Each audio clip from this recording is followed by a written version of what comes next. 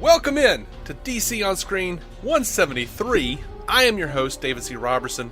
This is my co-host, Jason Goss. Hiya. Today, well, if it's been released, or it's been in the news, not the rumory, spoilery news, but if it's been in the news, we're going to talk about it. So if you haven't caught up with all the movies and TV shows, well, I don't know, catch up and listen to us again, because it sucks that you can't be a part of this. Yeah, I know. But we'll be here for you. News episode, though. We will. News episode, though.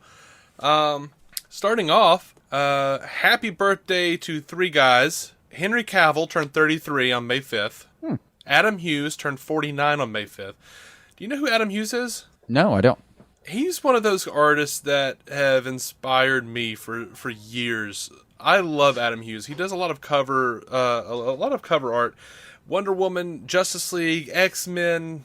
Dude, he's done like full issues of the DC Comics Star Trek title, or back when they had one. Right. He's famous for doing Wonder Woman, fantastic Wonder Woman. He draws fantastic women. Very, very, very good artist. I've been guilty of sitting for hours watching like convention footage of him like drawing with Copic markers. He did the cover art for that for the DeMatteis run on Justice League. Oh, cool. So yeah, great artist. Love that guy to death. Also, one of our favorites, Stephen Amell, Mr. Oliver Queen, turned 35 on the 8th of this month. So Stephen Amell. It was yesterday. He's older than Superman. Does he have a Mother's Day birthday? Yeah. Is that kind of like a double Mother's Day thing? I guess he'd probably never miss Mother's Day gifts, at least. Like, she comes to his birthday party, he's like, oh, yeah, I got you something, and just hands him one of the gifts and takes the label off at least, right? Right. It would be Amell. It would. It would be him who's like, it's his birthday, but he still gives his mom something. Right. Forgets to plan his own party because he's gotten his mom something. You lovable ass. Yeah. So, I want to jump right to the big news. Please. Ben Affleck is now an executive producer on Justice League. Woo-hoo! And apparently he's going to be helping with some rewrites. Did we really think that wasn't going to happen? Right. He was doing that on BvS. Yeah, unauthorized. He just walked in and went, nah, it seems good to go down this way, guys. Okay. You know it was authorized. Yeah, no one stopped him. That's like a Zack Snyder old Greg situation. He's like, hey, I'm going to rewrite this. Yes, sir. Thank you, sir. Right. Oh, man. You do, Ben, and us too, really, if you can. If you have time. Can you look at this page, too? Right. You know what? A lot of people are kind of painting this in a negative light, saying like, he's doing this because he was really disappointed. Well, no shit. We know that. He was really disappointed with how BvS turned out. He didn't like the reception it got. There may be a difference between, he may like the movie just fine, but he was certainly not impressed with the reception, so. Right. Like, oh no, yeah, we were all disappointed with how negative the reviews were. Right. And, there's still something to be said. We've talked about it before on the show. That 3-hour cut is apparently the thing that got the studio standing ovation. Right. But that's just it wasn't economically feasible to put that into theaters. Yeah, you gotta let the studio, they're standing up applauding. Yeah, this is great. This is awesome. Can you take 30 minutes out and still make it awesome? You can't? Yeah. No? Okay, we'll do it anyway? Okay, well, thanks. All right, we're going to lunch. Yeah. I do. I kind of want to hug all of them, especially Affleck. I don't know what his situation with his marriage is or anything. People are like, how could you like that guy? I don't know. I checked out at a grocery store today, and according to the several magazines, they're doing fine. Well, it's hard not to keep up with. According to several magazines at the grocery store in the checkout aisle, Prince both died of AIDS and murder. Yes, so and there's one of them said there was video of his overdose. So I don't know. Right. I don't know. I don't keep up. Apparently, he was murdered via filmed overdose by AIDS. Right, and then that video was put in the secret vault. Right. Prince's. That doesn't have an actual number. It just has a symbol. They don't know how to catalog it. No one has they're pretty sure at the end. Right, they're consulting the foremost experts in the Dewey Decimal System to see if they have any leads, but no one really knows where to put it. Mm-hmm. It's right next to the unreleased Red Rain. Anyway, We're so dumb. Right. Or I am. So yeah, I think this is a good idea. I think this is showing a lot of faith in Affleck. Yeah. I think this is good for the Justice League. It's also him doubling down on the project himself. I mean, it's him showing faith in WB too.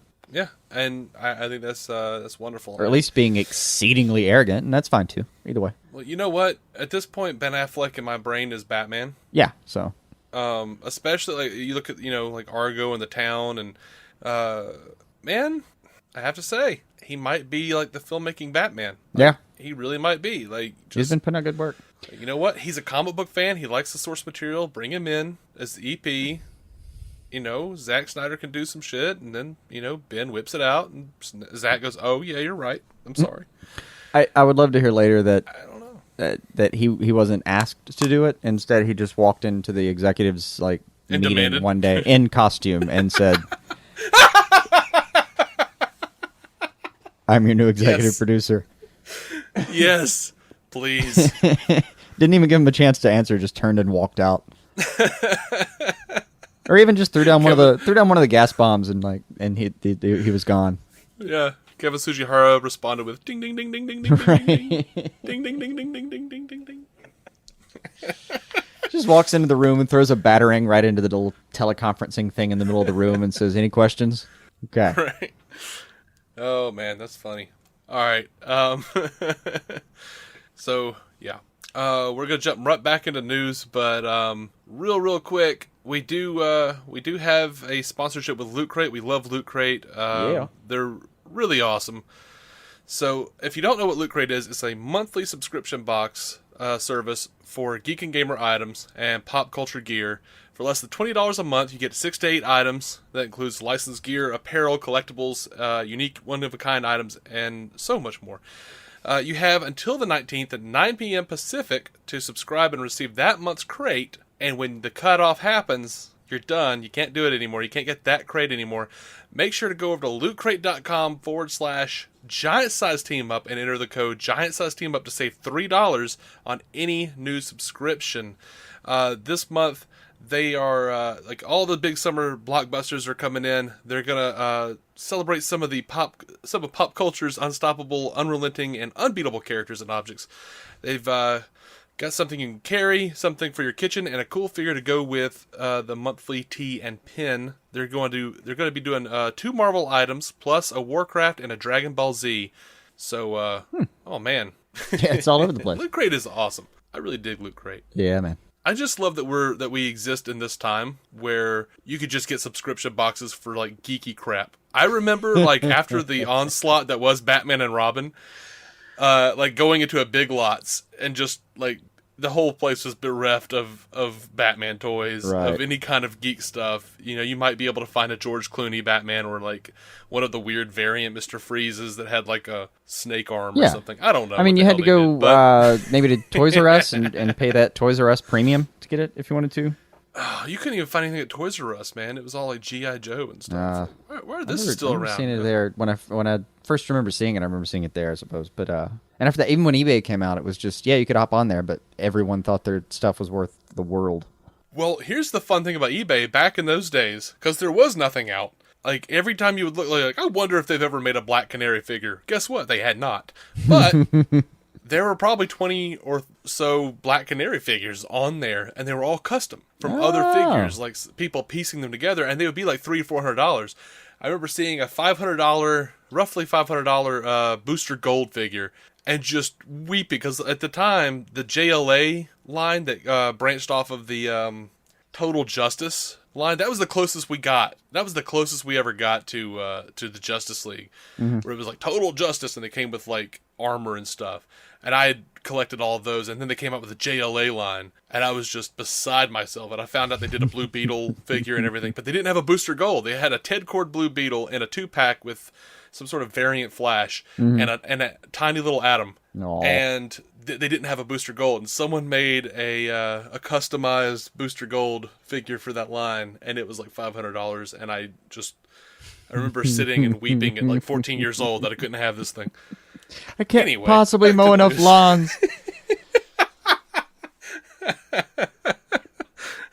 Yep. Tough times, man. Right. But now we can get stuff like Loot Crate, and they'll just send us shit to our houses. Like, just, here's $20 a month. Oh, man. Didn't even know they made a Doctor Who spork. I'll take that. So, I have the Doctor Who sport right there. Yes, you do. Like, you can't see it because this is audio. No, it's like 3 feet from me. I've never seen where it is, and I assumed it was 3 feet from you. It is. I was willing to assume. Well, you also know that I like collect things and just like pack it in. So I'm a comic book hoarder. Oh yeah. So, oh yeah. like I can't. Everything is 3 feet from me. Or I should say, no more than 3 feet from me. Right. So anyway, yeah, man. So Ray Fisher, Ezra Miller, and Jason Momoa, they're actually like putting this out there as like, here's a thing from the Justice League. They're all like protesting the Dakota Access Pipeline, Okay. and they're doing so on the sets of these of Justice League. So like Momoa has like a picture up, and you can see like his tats and stuff, his like Aquaman tats and all. The only thing you could see is like trailers and stuff, like on Ezra Miller and Ray Fisher do one together, which is weird to me. Like, I'm not, I haven't really at all looked into this. I have exactly zero idea what it is. Exactly zero idea. They're supporting the native youth of the Standing Rock Reservation. They don't want the oil pipeline coming through. It's like they want you to go to support the campaign at respectourwater.com, RESPECT, But, I don't keep up with stuff like that, like political stuff. I just don't. Yeah. Generally. No, I have no idea. I never have. I never have time. But what I noticed that's really interesting here, and whatever. I mean, I'm sure it's a fine thing. What's interesting is like the studio is even in this, they're pushing Ray Fisher and Ezra Miller together. Okay. I don't know. It's like, I wouldn't have ever considered really thinking about like, oh yeah, the Flash and Cyborg, clearly they should be in a buddy cop movie together. But it looks like they're just pushing them that way. It's not the strangest thing I've ever heard. No, I'm down. I mean, maybe they're just doing that because they haven't cast GL yet. This is the new Brave and the Bold, you're saying. He needs a placeholder friend. Who can we get? I'd be okay with that. Like, whatever, I don't know. Yeah. Write it well, I'll go with you anywhere. What's fun, though, is Ezra Miller has a short haircut now. He's clean shaven and short-haired. Good. He's got kind of stubbly, but, whatever. Well, we all do that. And, like, in the background on one of the trailers, you could see, like, T, the letter T, and then Cyborg. So, I don't know. That warms my heart. I don't know. Right. Moving on to Suicide Squad, there is a new picture of Harley and the Joker in Rolling Stone with Peter Travers' summer movie preview. It's a picture we haven't seen before. It's Joker in his like tux, in his black tux, and he's pointing a scolding finger into Harley's face. She's wearing the Daddy's Little Monster shirt and everything. So we haven't seen those two together like that. So it looks like that might be a scene. Might also just be a clever Photoshop from Rolling Stone. Yeah, no, and people they put real effort into Rolling Stone covers. I mean, they easily could have just hawked that up. Mm-hmm. They throw money at them. So you want to hear about Jared Leto's different laughs? Of course I do. He was on CNBC on Squawk Box, and he says, "I worked on the laugh walking around the streets of New York and Toronto. I kind of would walk around the streets to see what laughs would get under people's skin. When you hear someone laugh at a restaurant, it's a little jarring. I tried them out, and I kind of got to a place where I would laugh and people are always turning around like, who is this creepy guy behind me?" Real world tested, guys. Yep. Society disapproved. I'm going to attempt to say this again. But there's a new interview from Adewale Akinnuoye-Agbaje. The cat. I mean, Killer Croc. if you screwed it up, at least you did it like quickly with some confidence this time. I know. So either way, good job. I hope I got it right. Yeah. I hope I got it right. He's saying, at the time you meet Killer Croc in this film, he is a fully fledged criminal. He's really one of the baddest criminals known to be roaming in Gotham, hence his lockup in Gotham, in Arkham. He's tangled with the Batman, and here he is amongst these other foes. He's very much a formidable force at the time you meet him. He says apparently he was in the Head and Shoulders prosthetic for about 5 hours. It took him 5 hours to get all that on. No doubt. They glued it onto his face and his shoulders. He says they could have done it CGI. He says, but David Ayer was insistent on there being an actor to bring out the soul of the character. He says it gave me an opportunity to show I could do what I could do with prosthetics. Now, here's my favorite part of this article. He says on the research for his character, he says, I looked at all of it. I went back to the young Waylon Jones. Mm-hmm. I watched the animated series. Of course you did. Which is my favorite take, and it was funny. I was listening to the Suicide Squad cast. They reported on this. They were talking about how the animated series was the best one. Yeah. Like, was their favorite version of Killer Croc. Yeah. It's... I don't know who said it. But one of those guys, Scott or Tim, I don't know which, but one of them's got a dead-on Killer Croc impersonation. And did my favorite Killer Croc, which was actually really Batman. Spoilers from Almost Got Him. I threw a rock at him. Right. It was a big rock. I can't do it justice. Whoever one of those guys did a phenomenal job. Nailed of it. Impersonation. He says, I had my own take too. This is fun. I researched cannibalism. I actually went out and watched real crocodiles. We incorporated some of the real life fight techniques that crocodiles do when they kill their prey. Nice. The death roll. Oh, good. He says, you're definitely going to get more than one water scene. I'm a croc after all, man. That's my territory. Right. I'm excited about that. I just want to see a grown ass man pretending to be a crocodile. Is that so much to ask? No, and ye shall receive. Complete with death roll. Awesome. With death roll.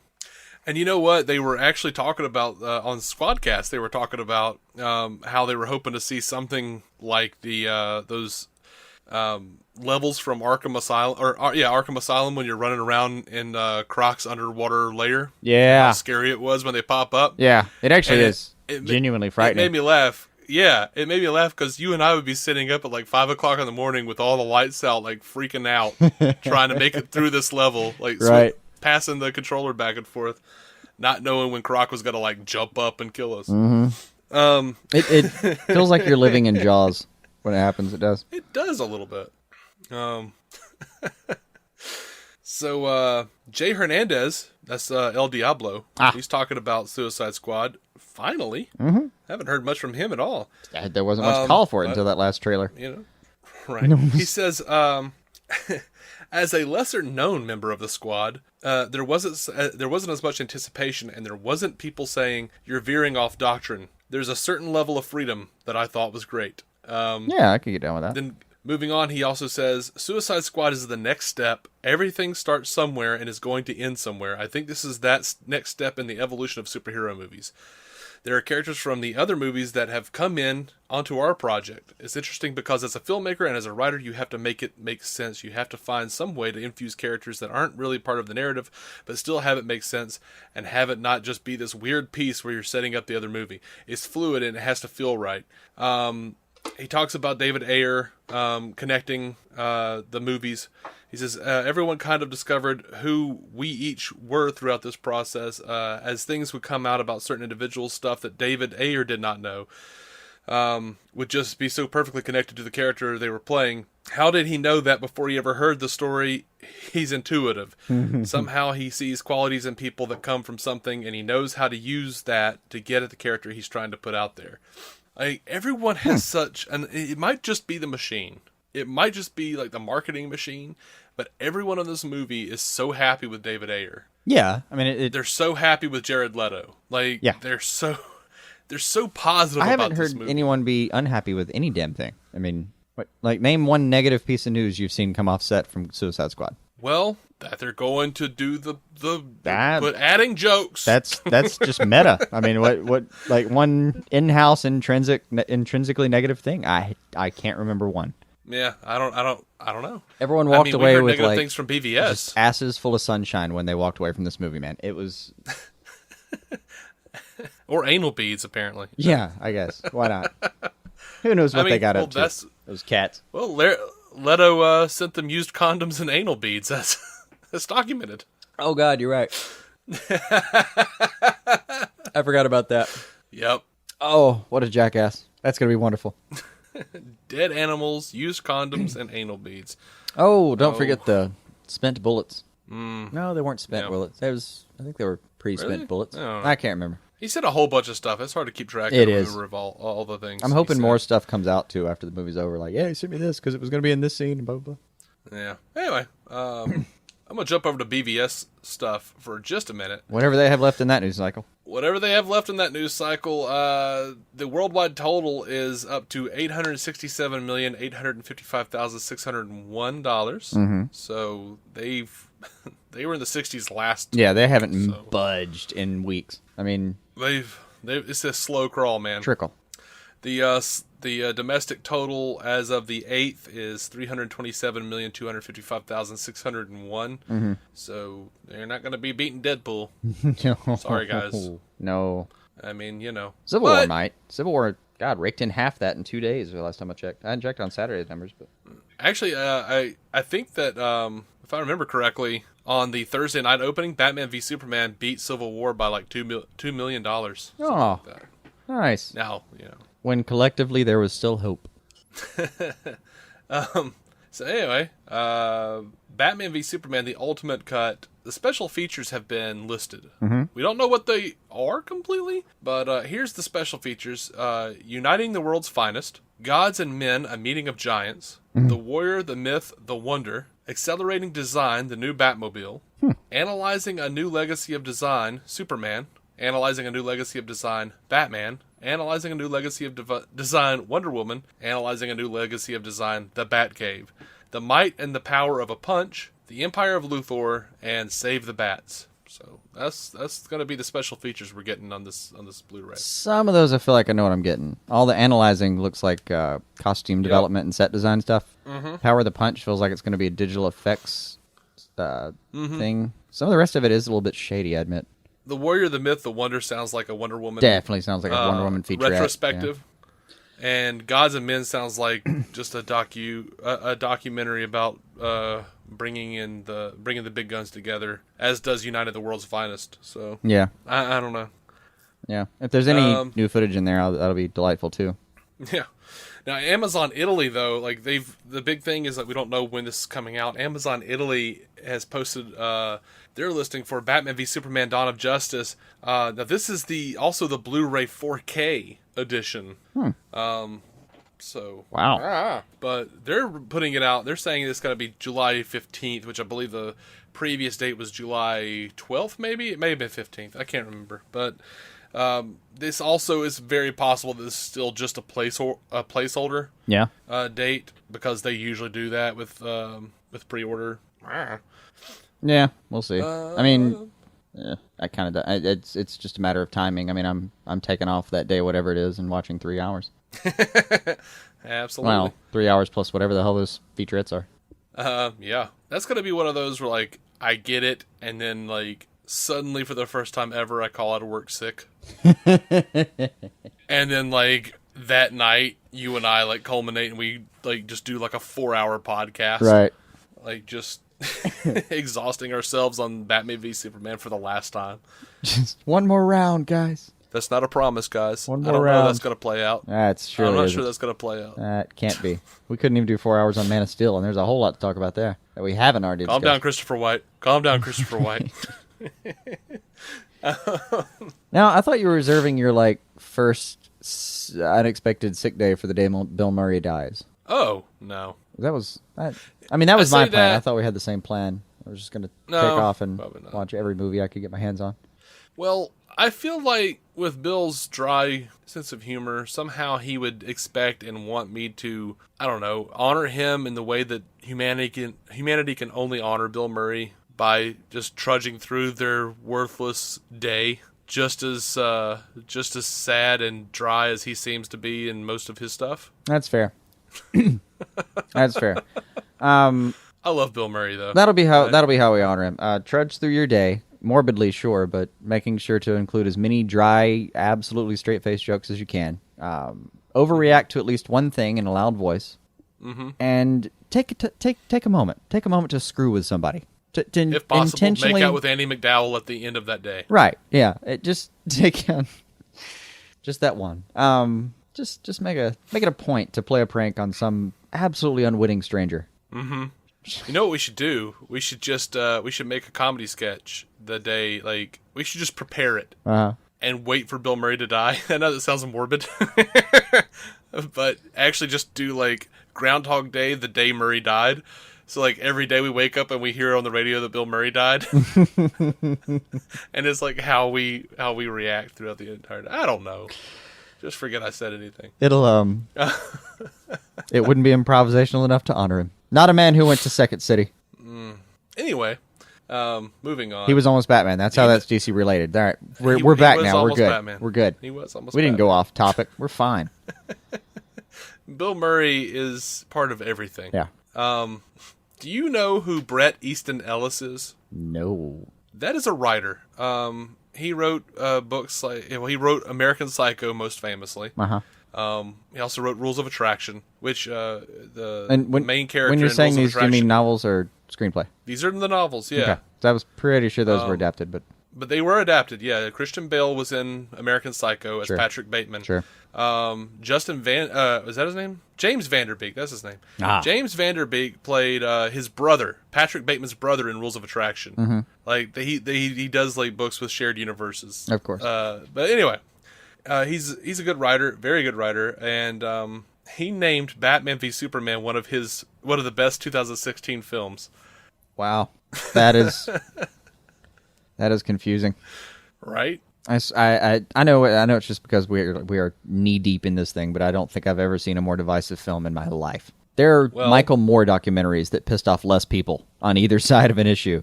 Well, that makes sense, as American Psycho was very divisive. Rules of Attraction, the movie, was I think he did have something to do with both of those, and some producing status or something. Sure. I don't really remember. Usually, at least get a token producer status. The books were divisive. They're more controversial than Batman v Superman. Sure.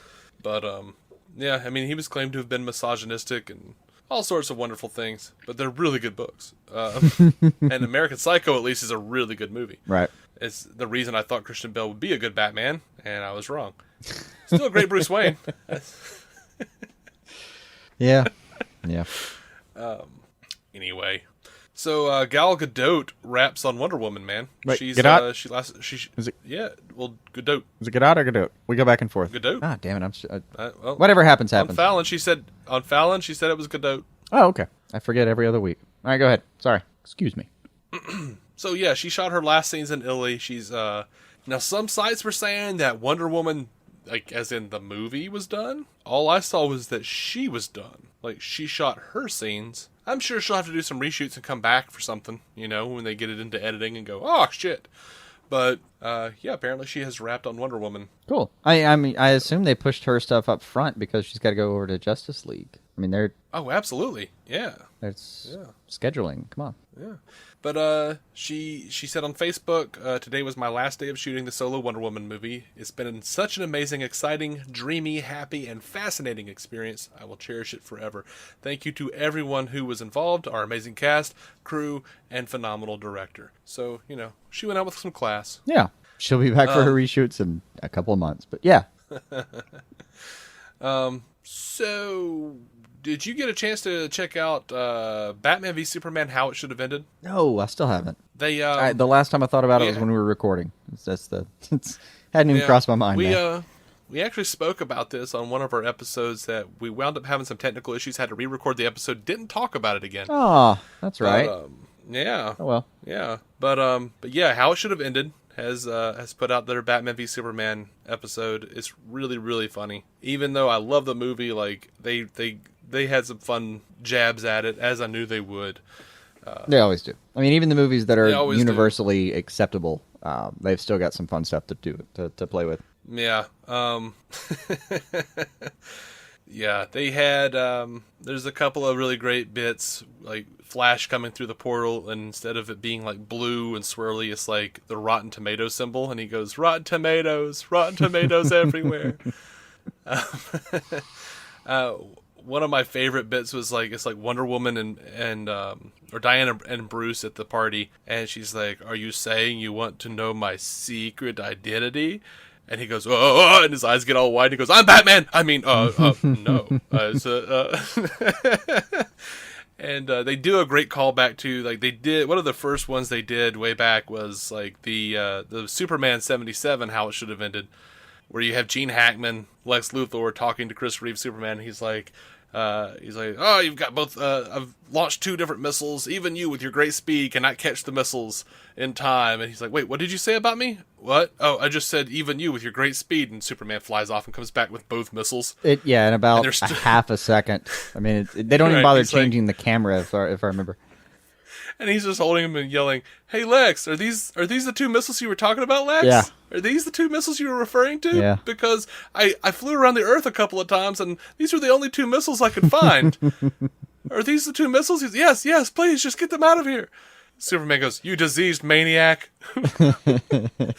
They do a callback to it in the Batman v Superman, where, like, you have Eisenberg's Luthor going, oh, well, I mean, you can try to find, you have to save your mother. You had an hour when you got here, but now, less time. And Superman's like, oh, hold on. Flies away, comes back. He's holding his mother. Hey, Lex, is this the mother? Is this the mother you were talking about? I flew around Gotham a couple of times with my X-ray vision. This is the only mother I could find. Did you... Is this the mother you were talking about? Yes, please. I can tell you right now who's going to... You diseased maniac. I can tell you right now who's going to love that one. It's Chris Wisdom's going to love that joke. Hey, Chris. Hey, ya, buddy. So, yeah. Yeah. The refusal to Super Ostrich, his new power. Yeah, and there's a fun bit where they're all sitting at the diner at the end, because they all have to sit at the diner at the end. Of course they do. And Wonder Woman's like, so how do we do this? Who talks first? But they're like talking about what the issue was, what the real issues were with Batman v Superman, and Wonder Woman's like, well, you killed a bunch of people and you forgot to smile. Oh man, yeah, it was a lot of fun. I love the How It Should Have Ended guys. Yeah, they do great work. Did you hear about this nonsense that Jim Carrey wants to play the Riddler again? No, and give him an honest treatment, and it's not nonsense. Well, yeah, but you know, I mean, that time has passed. Yeah, it would just be too damn distracting. It would cause confusion, I think. Yeah, that would be the real problem. We're like, oh my God, Ben Affleck is really a continuation of Val Kilmer's. Oh no, no. Yeah, I admit it'd be too much, but damn it, in a vacuum, he could play that role, and he could do it well. Mm-hmm. In a vacuum. Yeah. But you know, his actual quote, like everyone's like, oh my gosh, he wants to play the Riddler again. He said, what his actual quote was, I'd love to work in the new graphic novel versions of the movie. I don't know about reprising the role. That's what he said. He'd make a fine Mad Hatter. No. Fine one. I don't want that. But you know what I really want? You know what I really want from him? Eel O'Brien. Who? Eel O'Brien, Plastic Man. Oh, Eel O'Brien. Yeah. I thought you said Yellow Brian, and I was like, what is Yellow Brian? Yellow Brian. You remember him? Like, Oh, I mean, we both have that DC Comics encyclopedia. The long-beloved Yellow Brian. How did you miss that reference? I mean, we both have as close as you can get to a DC Comics encyclopedia at our disposal without actually having Jeff John's brain in a jar. Right. So, I don't remember Yellow Brian. No. But yeah, absolutely Yellow Brian. Absolutely Plastic Man. Yeah. That's what I've always wanted to see. Oh, it sounds good. Every time I've seen Plastic Man, I've just thought, Jim Carrey should have done this. Yeah. I don't know why I didn't think about it when you just asked. There's too many other things. He's got a good range. There's too many other things he could play. Yeah, I thought you were going to go somewhere else with it, I guess. I thought you were going to go darker with it. Nah. The Mad Hatter thing threw me off. I don't, no. Of course, I just want Tom Petty for that, so. Yeah, I know. Dude just wouldn't even have to cut his hair. Perfect. No. So, Batman the Killing Joke, they've released a date for it. It's July 23rd, digitally. I know. And August 2nd, physically. I know. July the 20 what now? Physically? July 23rd, digitally. Of course. August 2nd, physically. Oh, okay. So I'm going to have to... Okay, well, that's what I'm doing for my birthday, is buying myself a digital copy of Killing Joke. Yep. It's my present to me. Happy birthday. I've got a blacklist of phrases and intonations you're never allowed to use again, and that's going on it. Right. That's when your new bride walks out. That one is outlawed. You're like laying on the bed watching Keely joke, rubbing yourself on your chest and just going, "Happy birthday to me." She'll be at a lawyer's office before the afternoon ends. I can't do this anymore. No, I know. I mean, she'll walk in, take one look. Her eyebrows won't even raise. She'll just say, "Nope," turn, walk away deliberately and with a new purpose. This might be the second or third week in a row where we've come up with a scenario that involves your soon-to-be wife leaving you over some sort of comic book issue. I know. I think of it as some sort of like pre-therapy. Like, how do I avoid this? Let's run through all the bad scenarios. What do we got? 6-foot Batman in the living room. Divorce. Rubbing myself to a copy of Killing Joke. Divorce.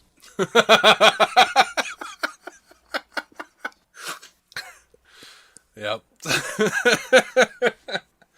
So, I'm going to jump over to television, if you're cool with that, man. Yeah. Okay. So, we've all been wondering where the Supergirl Season 2 renewal is. A bunch of outlets are reporting that it's going to be moving to the CW. Sounds good. But apparently that's not really a thing. I was afraid of that. It's been completely talked about. Like, apparently where all that comes from is someone was talking to Tom Cavanaugh and he mentioned that Supergirl was moving to Vancouver. Oh, well, that's not enough. Well, that makes a lot of sense because, one, the Flash Supergirl crossover got a million viewers boost in ratings. Sure. Vancouver is where the Flash shoots. And Arrow. Probably Legends. I've never looked it up, but it would probably make a whole hell of a lot more sense for them to shoot Supergirl there so they could do more crossovers. The other thing, is that Supergirl cost about $3 million an episode to make. Right, that's the big one. Is Vancouver's cheap, dude. Vancouver's cheap, and also apparently there's some sort of there's an extra amount of money that CBS has to pay to play the show. Oh my. I'm not sure about that. But, anyway, so that's basically where it's coming from. Kavanaugh's kind of stirring some shit up by saying that she's moving to Vancouver. He normally just does that in my soul. Shoot. I know. Stirred nethers, sir. Stirred nethers. No, that's not a thing. Don't listen to me. Anything's a thing. But yeah, so, I think there is a possibility that it might go to the CW. I think it would be better off there. The president over at CW has indicated that, he is regretful of the fact that he said no to Supergirl. Yeah. No, he did that a while back. Yeah, but the show is the highest rated superhero show on television, but at the same time it's very expensive, so it might be better off going over to the CW. I don't know. But that's the talks right now. I think it's like 2 weeks, a couple of weeks away, where they actually CBS announces their fall schedule. Yeah. I mean, we're in May. Shit's going down. Yeah, so hopefully it gets a renewal somewhere. Some damn where. I mean, don't get me wrong. If it's gone, it was a good run. I really enjoyed the hell out of it, and they wrapped it up in a way that it won't haunt me for the rest of my life. Right. But I feel like I'm just going to imagine that pod had crypto in it for the rest of my life, and I'll be very happy. I feel like they could do like a Flash on Infinite Earths or something real quick, or like the Flash of Two Earths or something. Not the Flash of Two Earths. They've already done that. But like Crisis on Two Earths sort of thing, and just have like Supergirl show up in the Flash and be like, "I'm a part of this universe now. Yeah. I lost everything. It's the second world I've lost." Right. Oh, that'd be fantastic. That's an Arrow storyline, though. Yeah, that belongs on Arrow.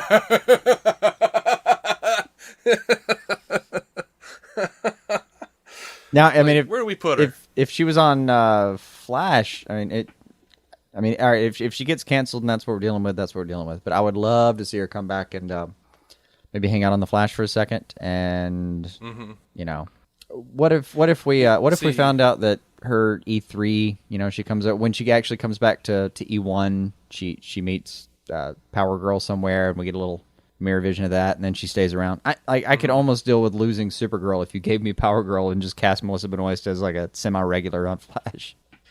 Yeah, or you could. I actually would love to see like a Crisis like that world goes, and then like somehow like Maxwell Lord created a bubble or something, and they find like it's like the entire cast. It would be Lord. It would be Maxwell Lord that did this shit though.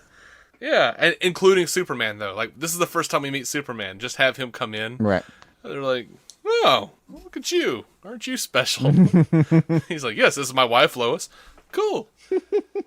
I'd be down for all of that. Like, just bring them in really quick. Just be like, hey, do you guys have like a guy in Gotham? Yeah, the Bat? Yeah, okay, yeah. Yeah, the Bat? Yeah, Cool. Do you not? No, we don't. Yeah, you probably do. You just don't know about him yet. Watch out for him. Good guy. Okay. Really not going to come across that way. Good guy, though. You're going to hate him. That sounds like somebody we know. Stop pouting, Ollie. So, over on Gotham, they've released a picture. It's the episode tonight, apparently. Yeah. And we're gonna watch when we finish doing this. But yeah, they got a Clayface picture, man. Oh, thank God. We were getting so close. I was worried they lied to me. No. Well, looks like I'm staying up late tonight. Yeah. So, last bit of news that I have, Kevin Smith apparently is returning for season 3 of The Flash. They have said, like, Warner Brothers Television has announced that he's returning for another episode in season 3. Cool. Absolutely cool. Hey, Kevin Smith. which episode was he directing, actually? This episode, coming up on Tuesday. This week's? Okay. Yep. Cool. I had lost track of that one. And in relation to that, Kevin said, "It is wonderful, dude. First cut was 55 minutes of my episode of The Flash that I directed. We got it down to the running time. It's 42 minutes. It may be my favorite thing I've ever directed." Now, that doesn't mean like I suddenly don't like the movies that I directed. Let me be clear. I wrote and directed those things, but this, just as an directing exercise, removing scripts and shit like that, and about how I personally feel about material, whether or not it generated from me, I think this is hands down my best directing job I've ever done. Just directing. I feel good, and I've gotten some nice praise from upstairs. Sounds like I will be able to go back, unless they catch me with a dead girl or a live boy. I think I will be able to go back. That's a Kevin Smithism if I've ever heard one. Right? Unless they catch me with a dead girl or a live boy. Yeah. I look forward to watching the episode. Yeah, I absolutely. am a fan of Kevin Smith. Yeah. So. And he's known a known enough entity to me that I'm kind of wondering when we watch the Flash episode if it's going to be, is it going to feel different? Like, are we going to be able to watch a couple scenes and go, oh yeah, he directed this? Well, you know, the 7 minutes before the teaser, or the 7-minute teaser or whatever, where, you know, Joe and Barry are just having a powwow about pussy. That's going to be weird for me. Right? When you get through the entire episode and realize no one punched anyone else, you're going to go, oh, it was a Smith product. Oh, okay. That was 44 minutes of straight dialogue. Gotcha. I kid. Yeah. That's if he had written it. No, he's just changing shit while he's directing. Like, Cisco calls every bad guy something having to do with cock. Right. You know. I mean, we're gonna. Jason Mewes is gonna be in this too. Apparently, twice. He is. He's got 2 roles apparently. So he. I'm told that. I'm told he had one little cameo where he's gonna be unmasked. It's Jason Mewes. You'll know him when you see him. And then he's apparently got a masked role where he actually is somebody who I have no idea who's in the episode, but he's somebody who's a named character in the DC universe. And apparently, when Smith told him that he was actually going to do that, Mewes wept with joy. And yeah, can't blame you, dude. I was more excited about the role with no lines where he's got a mask on. Right? I mean, he apparently the guy loves comic books just with zero reservations. Smith said, Kevin says like he's never read a bad comic. Right, book, so. And that's really fucking cool, man. I mean, we're critical assholes. We don't get that joy. I'm glad he does. Yeah, I'm happy for other people that feel that way. Mm-hmm. Absolutely. It's it makes me think of that old test where like you see the mouse with glasses and a bow tie or whatever that's clearly intelligent, and then you see the other like mouse with big buck teeth, and it's like which one is happier, and you have to decide. That's supposed to tell you a lot about yourself. I don't remember that little bite of pop psychology, but I see where it's going. I was also kind of offended by it. I was like, wait a minute. I'm sure I've seen a lot of people with big buck teeth who are really smart. It There are just people that looked at it and went, well, yeah, the guy with 20/20 vision. Glasses are annoying. Every kid with glasses is saying, oh, No context, no inference. It doesn't matter. Nothing. It doesn't matter that he's wall-eyed. It doesn't matter he can see around corners. Look, he's clearly he's clearly happier. Well, the guy with contacts. Yeah, I want contacts. Or the other guy's going, yeah, the guy that doesn't need dental work. Dental work's fucking pain. Have you ever... Right. There are kids who got held back. They got sent to like remedial classes and stuff because they chose that one mouse that they just thought had contacts. Right. Yeah. There's some very poor teachers out there that have some comeuppance on its way. That is a drunken guidance counselor if I've ever heard of one. Yeah. But yeah, man, I'm looking forward to seeing the Kevin Smith Flash episode. Damn straight. Kevin Smythe. Why don't we just like mispronounce Smith while we're at it? I mean, the Kevin Smythe episode. It's going to be fantastic. Right. Somebody's going to write in and be like, Smythe is spelled M-S-I-T-H-E. I know. Right. Bear with us. We're terrible at something, and we're trying to make it okay. The Kevin S. Smythe. Right. The Kevin S. Smythe. The Kevin F. Smith. Episode. The Smith episode. Yeah. It's crazy that we're here, because I remember listening to the show when he was like, Hughes is always telling me I got to watch this shit, and I just haven't gotten around to it. And now we're at a point where he's like, crying about shit and that he's seen on set while he was directing the episode. Yeah, it's interesting. But yeah, you got anything else? Nah, I'm good. You got anything? I'm good. Cool. I'm waiting patiently for. Patiently? Yeah, so we're gonna do several episodes before this is done. So I just happened. We're gonna do what? I just happened to look up and I had the Dark Side War thing as the running on one screen and waiting very patiently for that Dark Side War wrap up. I have not. Yeah, I've not made a lot of time. Is there a movie I don't remember? No, hell no. There will be though. Mark my words. In a few years. Waiting very patient for that. We've remarked several times we haven't been able to schedule it so that we're as current as we'd like to be on many things. But man, this thing's kind of fun. I have stayed up a few nights making sure I was current. Ooh. And they're gonna name the Joker. I know. I've heard. You know what I like about the, and they talked about it. They talked about it on Squadcast, and I thought, we won't talk about that on our show. And here we are. I'm about to talk about it. They've released a bunch of costume designs for Rebirth, and they actually look really good. Oh yeah, no, I've seen a few, and they do. They just that do. Green Lantern looks like he just looks like Arrow at this point, like from. From the show there, and they've redone Supergirl. They got rid of the lately, and I like the costume. I like the design of it, but the New 52 Supergirl, I couldn't help but sit there and go, it's weird that she's wearing panties.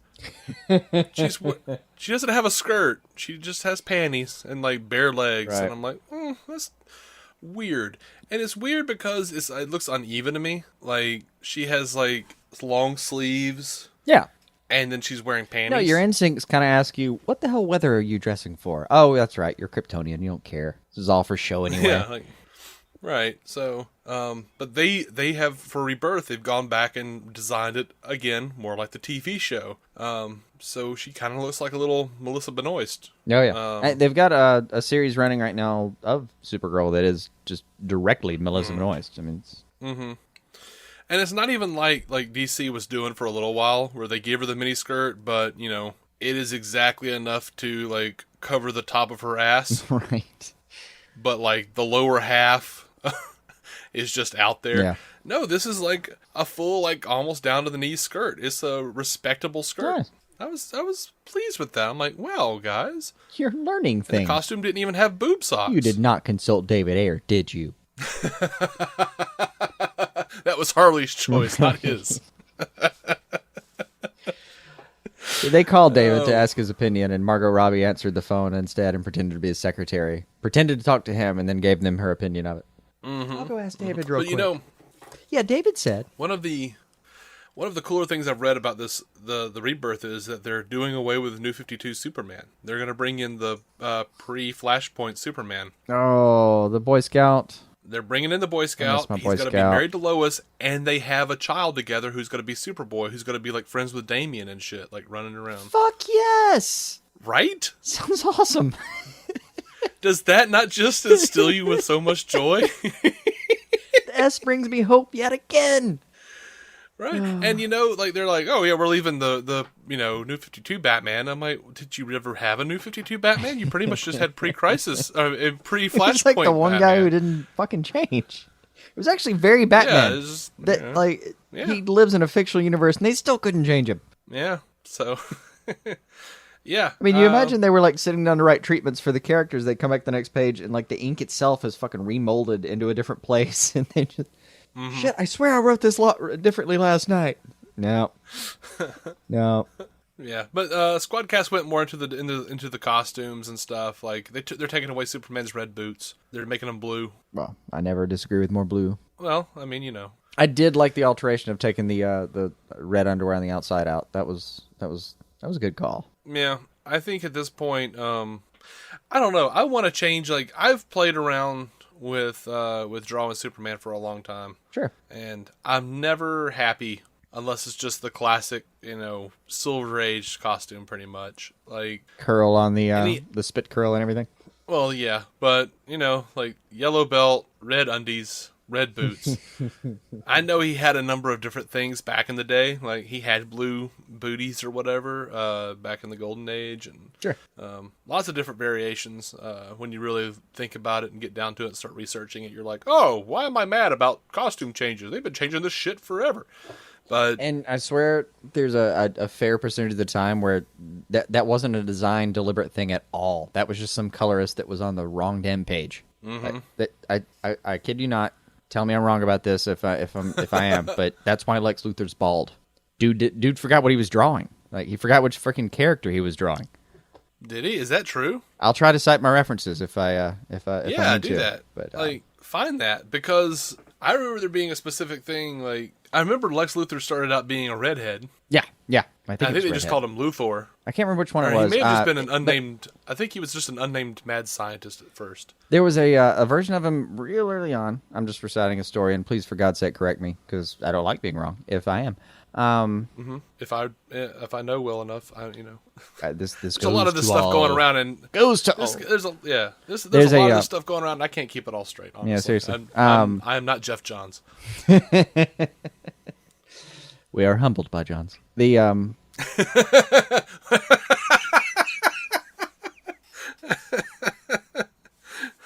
need to be.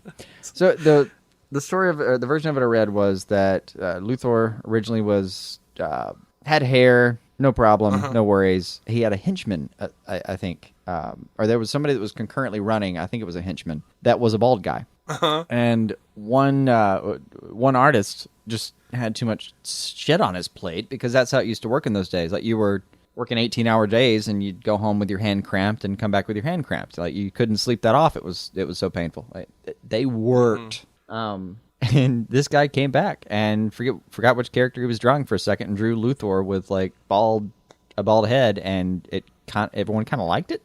And it stuck. And I remember the version you're talking about, though, where he had hair and there was a lab experiment and he didn't, and he blamed Superman. Yeah.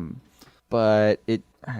So you're saying that there's a universe out there, maybe the Golden Age, probably the Golden Age, where in one panel Lex Luthor was a redhead, and in the next panel he was bald. Not panel by panel. Okay. Listen to my words, by the way. What up, Giants House Team Up? But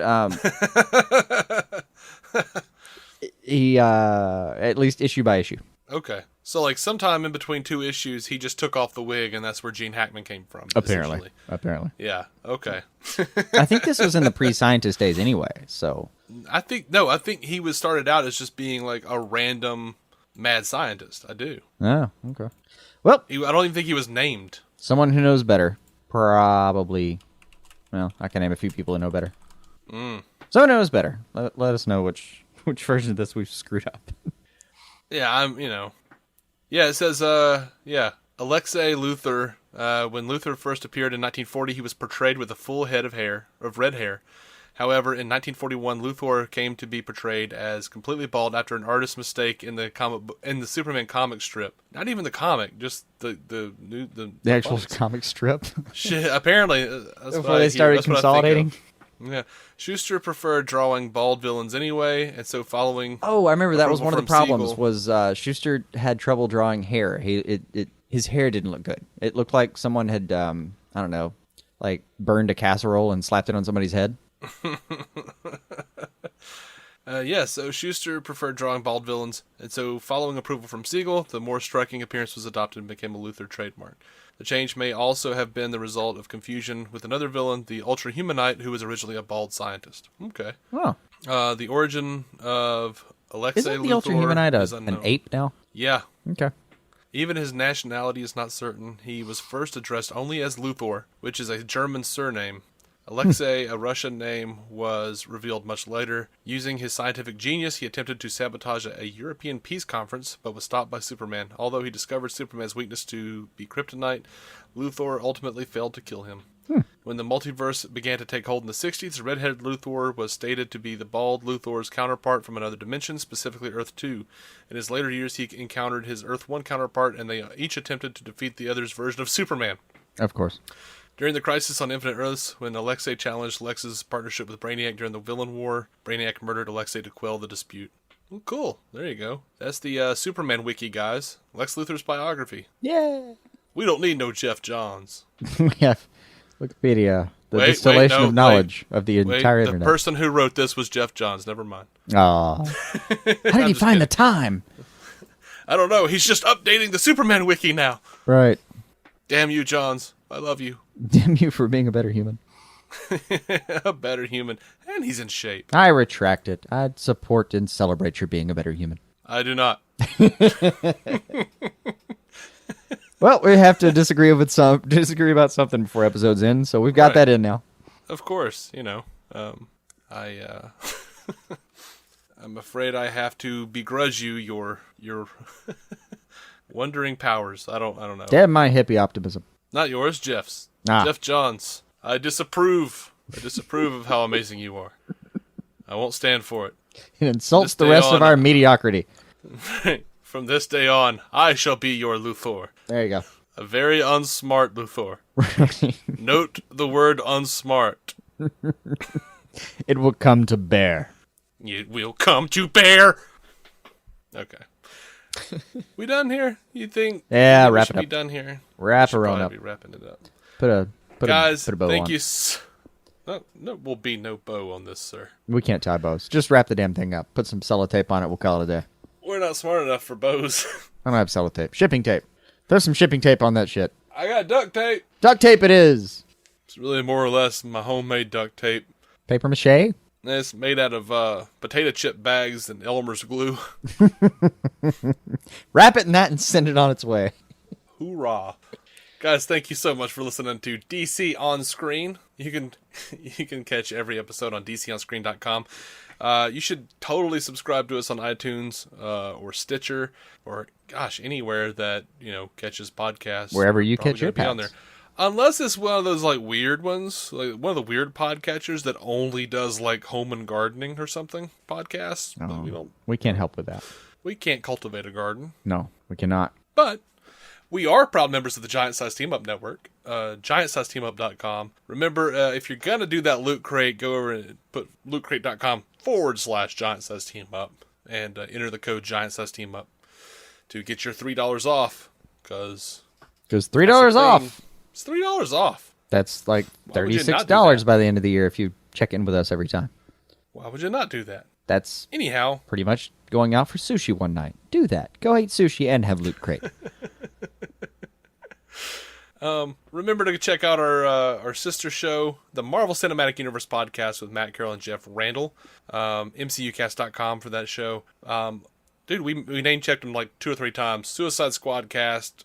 Cool cats over there. We're actually going to jump on the phone with them in just a second, right after this show, to talk about a possible future crossover episode. So that's happening. Suicide Squad even call cast. it a Go check probable future crossover. Well, one of us might die. In at least an alternate future, we will have crossed over. Right. I mean, I Minimally. don't want to promise. I don't want to promise a crossover episode if my previous prophecy came true that I'm going to be laying in a ditch outside of McDonald's or whatever it was. Yeah, but you didn't put a date on that, so I didn't. Let's just go ahead and optimistically assume that it won't be, say, in the next few weeks. Well, see, the only problem with my powers is I can't see my own death. You just had to guess at that. Yeah, that was just I mean, I saw a vision of golden arches.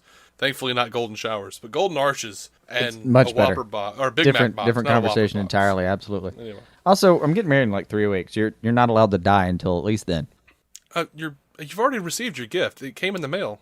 I was notified of its delivery. It did. It was pretty wonderful. I have permission to die. You do not.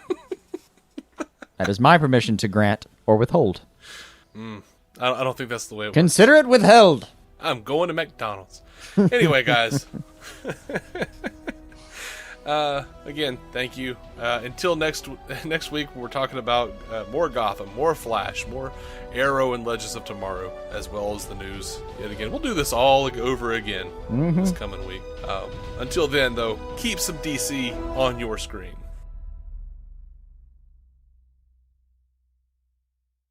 With Lucky Land Slots, you can get lucky just about anywhere. Dearly beloved, we are gathered here today to... Has anyone seen the bride and groom? Sorry, we're here. We were getting lucky in the limo and we lost track of time. No, Lucky Land Casino, with cash prizes that add up quicker than a guest registry. In that case, I pronounce you lucky. Play for free at LuckyLandSlots.com. Daily bonuses are waiting. No purchase necessary. Void where prohibited by law. 18+. Terms and conditions apply. See website for details.